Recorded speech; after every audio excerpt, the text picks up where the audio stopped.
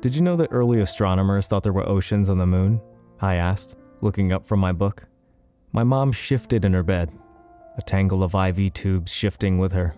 Of course, the moon seems like the perfect place to find an ocean. What a shame we never found water then, I said, because those false seas? Astronomers called them Maria. Mom smiled. How sweet of them to name the moon oceans after me. Well, they didn't find any oceans, I reminded her. Maybe they just didn't look hard enough, she replied, a little laugh slipping from her lips. For all the pain she was in, all the fear she must feel, my mother always had the kind of laugh that could light a candle. We were in her hospital room, the same one we'd been in and out of for the last year and a half. Sometimes we had a roommate, sometimes we were alone. Always she held steady enough for both of us. The rock I tied my hope to, the wall against the grief I knew was coming. Cancer is such a mundane word for something so hungry and cruel. I've noticed medicine does that a lot. Covers horror with tedious language like a bedsheet over a body. Malignant, inoperable, metastasized, terminal. But when she laughed, we weren't in the hospital anymore. We were home.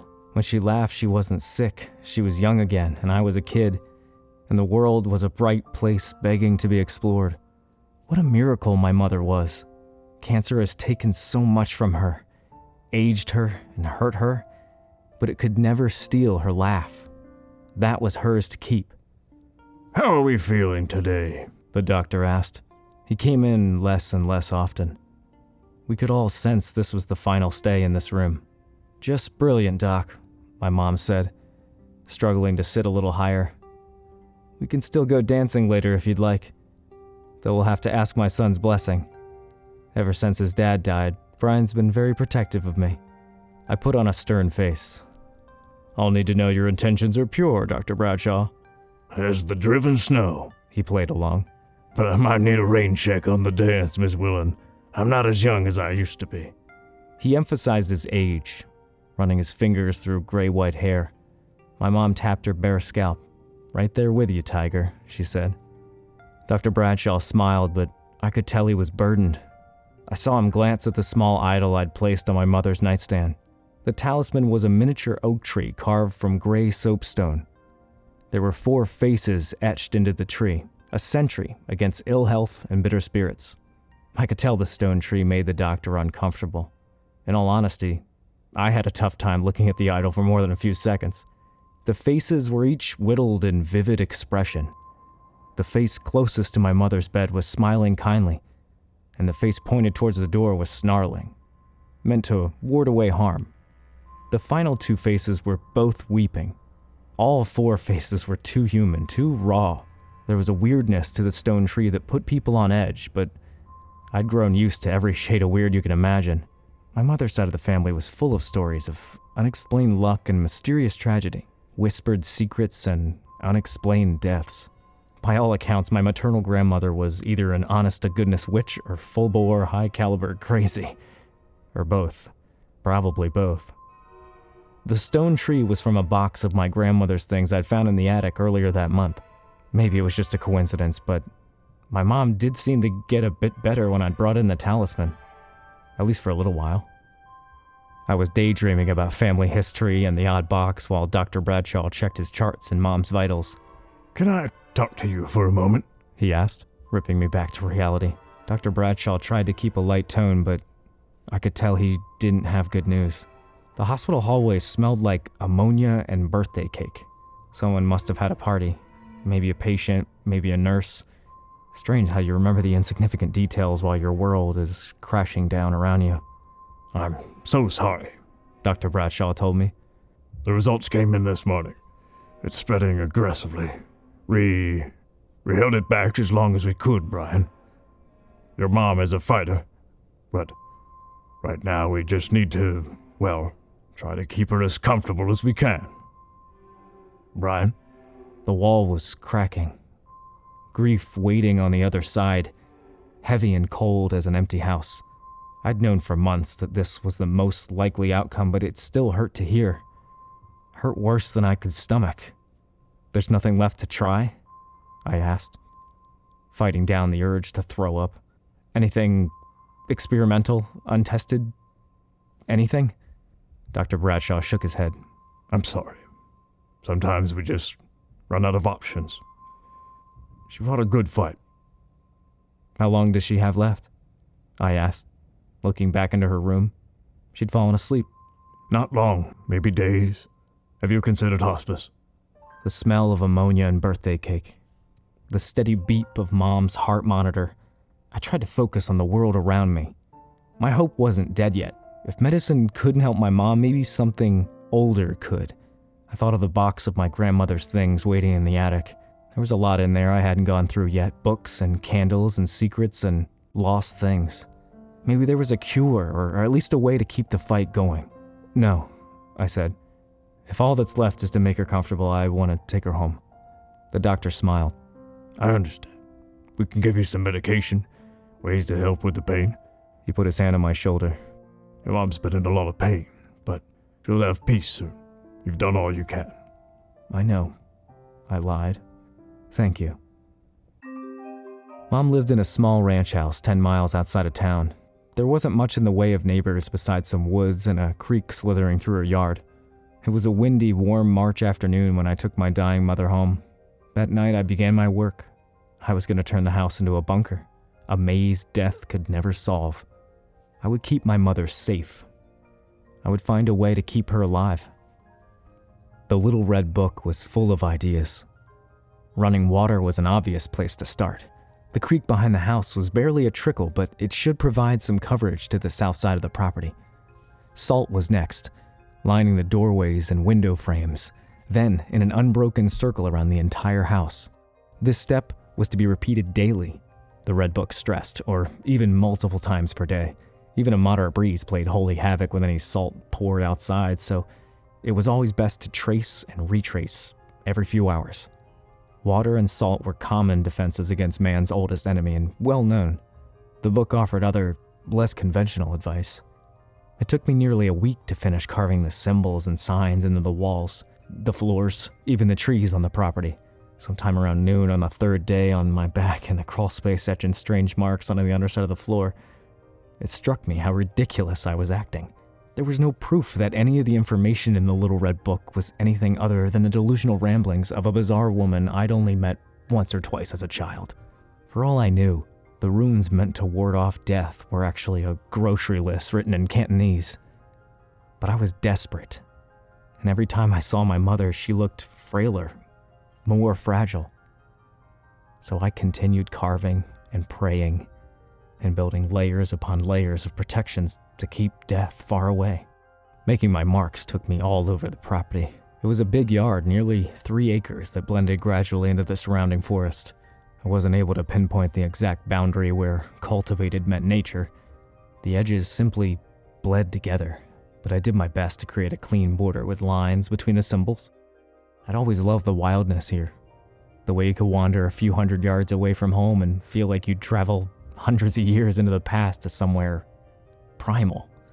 This was the perfect playground for a kid, whether I was out exploring trails or trapping minnows or spending the summer building yet another treehouse, convinced this would be the final one. It never was. I was never satisfied.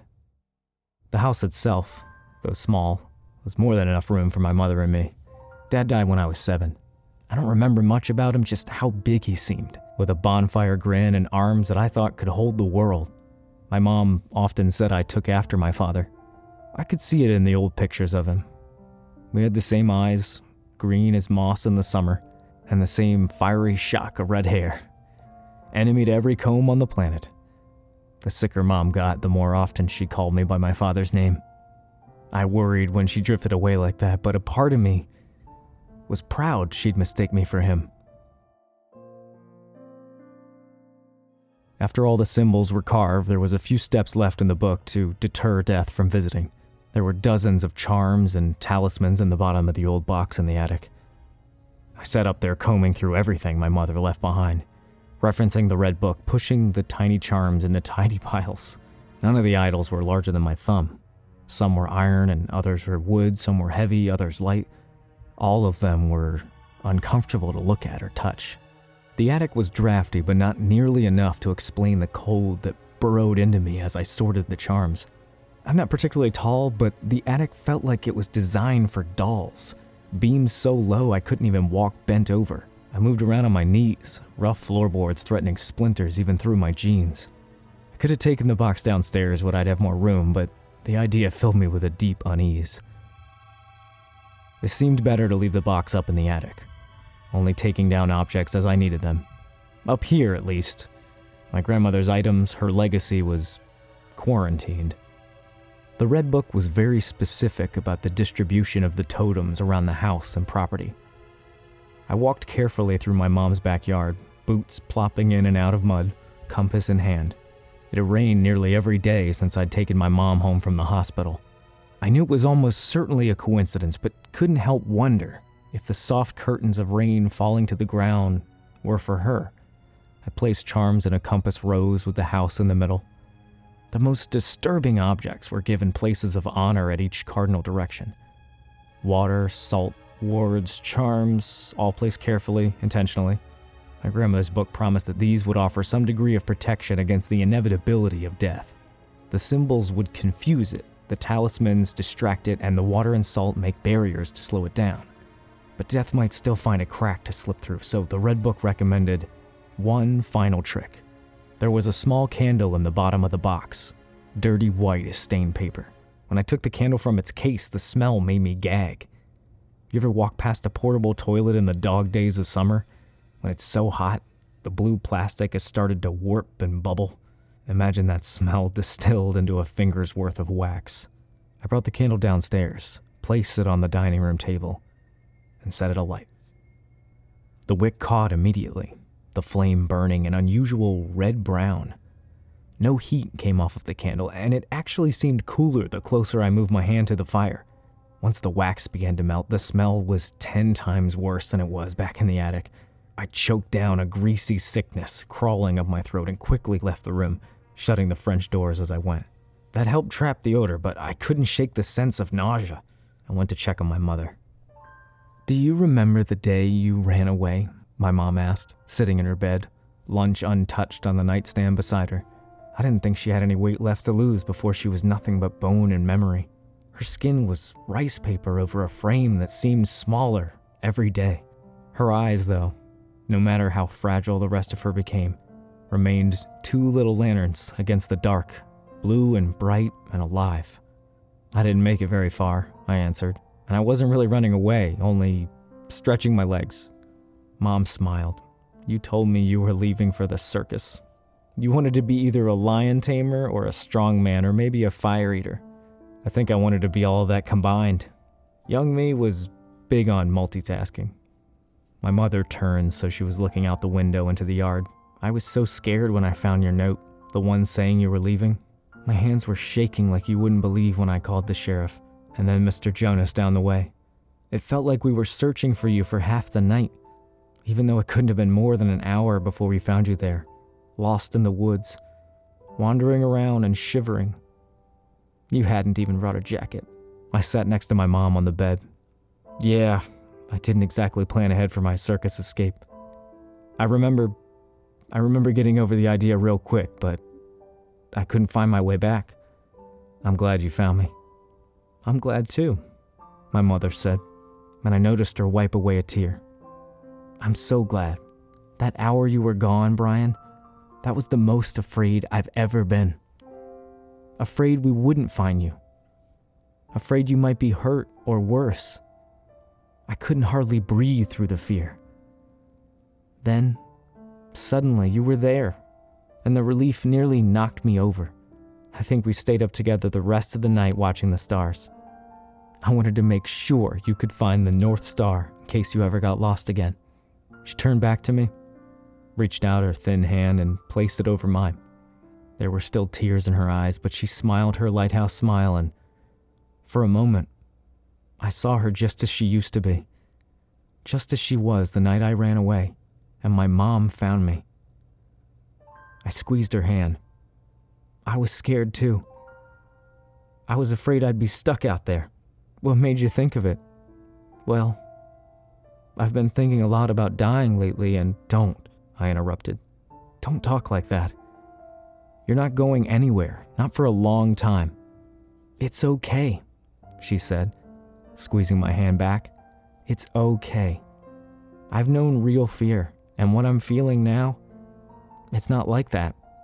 I'm scared, I guess, but I'm at peace with it. I had such a beautiful life. I'm so glad I got to meet you, to be your mom. I'm glad too, I whispered, voice breaking on the last word. But I won't let you go without a fight, I added silently in my mind. Something was trying to get to my mom. The strangeness began the day after I lit the candle. At first it was small blips, tiny wrongs that I chalked up to my imagination. Doors I knew I'd closed at night were open in the morning. Food began to rot and spoil within days of me bringing it into the house. Eventually, food would go bad within just a few hours. And every few hours, the TV in the living room would either turn off if it was running or on if it was off. Clocks would stop overnight, always at 3:03 a.m. Shadows began sticking to the corners of rooms, independent of any light sources. The shadows were stubborn, and they would linger for as long as I would stare, then disappear when I blinked. I began hearing bumps and knocks at all hours, and sometimes, when I'd enter an empty room, I had a sharp, fleeting certainty that it was only just occupied. I avoided the dining room, except to check in twice a day to see if the candle was still burning. The smell was vicious and would claw its way into your throat and nostrils the moment it was given a chance. I kept the door to the room shut, kept air fresheners running in the surrounding rooms 24/7. The funny thing is, the candle never went out, never even seemed to shrink. I could see the wax melting, but day in and day out, the candle refused to change. Days marched into weeks, and the wrongness only grew deeper. My mom and I both lost sleep to vivid nightmares that we couldn't remember when we woke up. Only the echoes remained, but those were enough to leave my pulse sprinting until morning. I started sleeping in a chair in my mother's room. I did this to comfort her if she woke up confused during the night, but also because, if I'm being honest, I was too scared to sleep alone. I felt like a child running into his parents' room, convinced that there was a monster under the bed. Thing is, maybe there was. By the third week, I couldn't keep doors closed. They would slam open the moment I left the room. A terrible scratching began inside of the walls. I told my mom it might be squirrels or mice, but the sound was so insistent, not like rodents milling about, more like a dog wanting in. I stopped leaving the house for supplies. Instead, I had what little food we ate delivered. Kept the curtains drawn. There was tapping on the glass every night. About a month after leaving the hospital, we were living like zombies. The dining room couldn't contain the smell of the candle anymore. The entire house was clogged with the scent. Tiny noises had graduated into full-on laughs and screams and whispers in the rooms around us. Something kicked the bathroom door so hard while I was taking a shower that the hinges warped. I covered every mirror in the house. I'd started to see things in the corners looking back at me. Half-hidden faces, shapes that skittered away as soon as I turned around. Mom was drifting further and further away. She had long moments of confusion where she'd forget my name, forget where we were. Sometimes she'd think I was my dad. Other times, she'd just stare at the wall for hours, growing fainter and fainter each day like a Polaroid left in the sun. But she was alive. It was clear that we were under siege by something. My world shrank to only one room, and every trip to the bathroom or to answer the door for food felt like going over the trenches. The noises kept getting worse and worse. The shadows closer. The sense of movement around the house sharper. Every now and then I would feel hot breath on the back of my neck or walk through a cold patch hanging in the air. I stopped bothering redrawing the lines of salt around the house. I knew, deep in my bones, that as long as the sickly candle burned, death could not take my mom away. On the 33rd day after leaving the hospital, I woke with a start from a nightmare, only to find my mom's bed empty. She hadn't been able to walk the past week at all, so my first feeling was hope that she might be improving, at least a little. Then I noticed the odor we'd been living with for weeks was gone. Mom! I shouted, running in bare feet out of the room. I found her in the dining room, the door wide open. She was standing at the table, frail as a neglected scarecrow bobbing back and forth. Her hands were hovering over the candle. The flame was out. "Why did you do that?" I whispered. "Mom? Mom, are you okay?" I padded into the room, the wooden floor freezing cold. My mother didn't react to my presence. She just continued rocking, side to side. I realized she was still asleep. "Mom?" I gently shook her shoulder. "Wake up." Her head snapped back, and she nearly fell. I caught her on the way down. It felt like she weighed nothing at all. "What's going on?" she asked, looking around the dark room. "You're okay," I told her. "You were sleepwalking." "I was having the most unusual dream," Mom mumbled. "There were so many stars and—" She began to shiver uncontrollably. The cold hit me a moment later. I let out a gasp. The house was chilly before, but the dining room was near Arctic. My breath bloomed into a thin cloud in front of my face. I became acutely aware of the complete silence filling the house. Then I heard scratching. It was coming all throughout the house, deep, tearing sounds at the walls around the dining room. Footsteps came immediately after, heavy and fast. Somewhere in the house, a window shattered. "Brian," my mother said, holding on to me. "Don't worry," I said. "Everything will be—" My voice deserted me as a massive shadow unfolded in the corner of the room. It was shaped like a man, but tall, so very tall, and it was fast. Before I could yell, the shadow was on us, pouring over my mother. In the space of a heartbeat, she was simply gone. "No," I whispered, clawing at the dissolving shadow where my mom used to be. No. The shadow was disappearing like a puddle sinking into the floor. There was a texture to it, oily and too slick to hold. I thought of my mother the night she found me in the woods. The night I'd run away. Her face filled my memory, her lighthouse smile. I remembered the relief I felt when she found me, the overwhelming love. I held on to that feeling, clutching it close. "You can't have her," I whispered. I closed my fist around the last threads of the shadow. There was a terrible sensation of pulling. It was like I'd caught a horse by the tail and it was trying to shake me. But I held on. A sense of ripping and being dragged. It was a riptide with a mind of its own. But I held on. It could not shake me. The temperature was dropping every second and I felt my vision growing dark. The last thought that ran through my head before I blacked out was a promise to myself that even if I died, my grip would hold. I wouldn't let my mother's life slip away. All sounds and light faded, narrowing to a pinprick and then going black. I woke up under a field of stars. I was lying in soft grass, still wearing my pajama bottoms and an old t-shirt.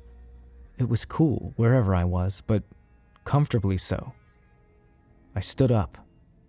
There were trees all around me, tall and close, stitched together with shadows. Immediately to my right, there was a road that ran straight as far as I could see, blurring into the horizon. But the stars, they were like nothing I'd ever seen before. Bright ribbons of northern lights rippled above me in green and blue and purple. Stars lit the sky like millions of lanterns floating on a still ocean. The moon shone sharpest of all, a spotlight, hanging above the tree line, so close I thought I could stretch up and brush its face. "You are persistent," said a voice from the forest behind me. I whipped around but couldn't see anyone. Then, a dark spot began to clarify against the gloom. The silhouette separated itself and moved towards me. I recognized it instantly as the shadow from the dining room. As it moved closer, the thing grew and grew until it touched the sky and filled my vision. A deep dread sank into me, but I stood my ground. "Give me back my mom," I shouted. The silhouette pulled away from the sky, and then it was standing in front of me, the shape and size of a tall man. But instead of a shadow, the thing had wrapped itself in stars. Miniature constellations drifted across its body, floating slowly like a time lapse of a clear night sky. Burning brightest was the North Star, blue and warm. The space between the stars was absolute black, not a shadow but a complete absence of light. It was the most beautiful, terrifying thing I'd ever seen. "What are you?" I whispered. You know. It replied. "Give her back," I begged. "Please give her back." I can't. It's her time. Past her time. You delayed me. Delayed her. I clenched my fists. She didn't get enough time. I didn't get enough time. It's not right. It's not fair, Of course it's not fair, the starry thing said. but it is right. You each have your time. And at the end of it, there's me. And there is a road. And we walk it together. "Where to?" I asked. "Where are you taking her?" I don't know. It's not for me to know. Only to know how to get there. "Then I won't let you take her." I planted myself on the road. The world was still and solemn around us. The constellations drifted like clouds, and a soft breeze stirred the branches. The starry thing didn't respond for a moment. Your mother was kind and caring. Wherever she goes, she'll have peace. It promised, but the creature raised its hand. Did you ever stop to think that death isn't an enemy? Death simply is. It is the natural partner to life. It knows no prejudice or malice, has no designs or ambitions. Your mother spent so long suffering, felt so much pain. Instead of letting her rest, you took it upon yourself to draw her life beyond its given course. You kept her alive, but at the cost of stretching her thin, prolonging her sickness, diluting her. Did you keep her alive for her benefit, or for yours? I couldn't answer. Stretching a life is unnatural, dangerous. It told me. In the weeks you kept me away, you drew the attention of old things, hungry things, forces that would like nothing better than to swallow even the memory of your mother, to tear and bite until there was nothing left but pain and fear and a perfect emptiness. I shuddered, remembering the clawing sounds, the shattered window, and the laughter from empty rooms. "I'm sorry," I whispered. Can they hurt her here? Is she safe?" The stars in the shadow burned brighter for a moment. Your mother won't walk her road alone. None of you do. I walk with you, always, to the end. "Can I see her?" I asked. "Please? Let me say goodbye." It considered for several seconds. You are persistent. And then the starry thing was gone. I was standing alone on an empty road. "Brian?" I turned to find my mother behind me on the road. She looked younger, healthier than I'd seen her in years. The frailty was gone, and my mother seemed exactly as I remembered her when she found me in the woods all those years ago. "Isn't this the most beautiful dream?" she asked, staring up at the night sky. "Yeah," I said, trying to keep my voice steady. "A beautiful dream. I love you, Mom. I love you so much, so very much." She smiled and touched my cheek. "I love you too. Don't cry, it's okay. I'll wake up anytime now. I'll see you then." I nodded, wiping away tears. "Sure. Yeah, I'll see you then. What do you think is at the end of the road?" she asked. Do you think I'll have time to find out before I wake up?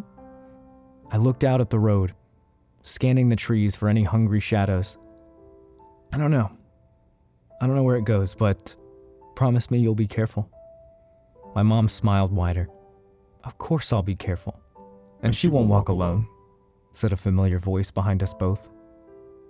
I turned, expecting the starry thing. But the man standing on the road was entirely normal. The light from the moon was enough that I could see he had moss green eyes and a bright shock of red hair. Such a beautiful dream, my mother said. The man came towards us and took my mother's hand. He and I looked so alike. I could see why my mother confused us when she was sick. Take care of her, I told the man. Please take care of her. Make sure she gets where she's going. There are things out there that want her, to hurt her. It's my fault. I'm sorry. I'm so sorry. The man squeezed my shoulder. She'll be safe, watched over. If the devil himself is waiting on the road ahead, he'll move. Or he'll be moved. I believed him. Thoughts raced through my head. There were so many things I wanted to say. Questions. A million ways to say goodbye. I wanted to stretch out the moment for as long as I could, but I realized I'd already delayed my mother enough. I love you, I told them both. Goodbye. I woke up, back in my dining room, sitting at the table, the unlit candle in front of me. The house was quiet and still. There was no more scratching, no sound or sense of life at all. I walked through every room. The house was empty.